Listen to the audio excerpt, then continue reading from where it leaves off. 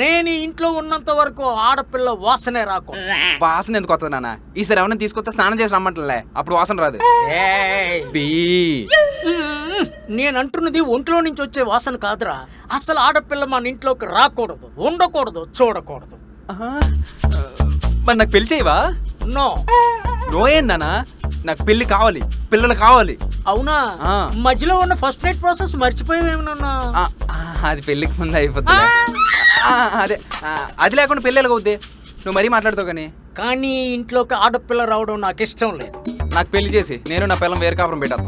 నన్ను మామయ్య అని పిలిపించుకోవడం నాకు ఇష్టం లేదురా. స్టైల్గా అంకుల్ అని పిలవమంటలే. నిన్ను చూడకుండా నేను ఉండలేనురా. అప్పుడప్పుడు వీడియో కాల్ చేస్తా. నాకు ఆపనా?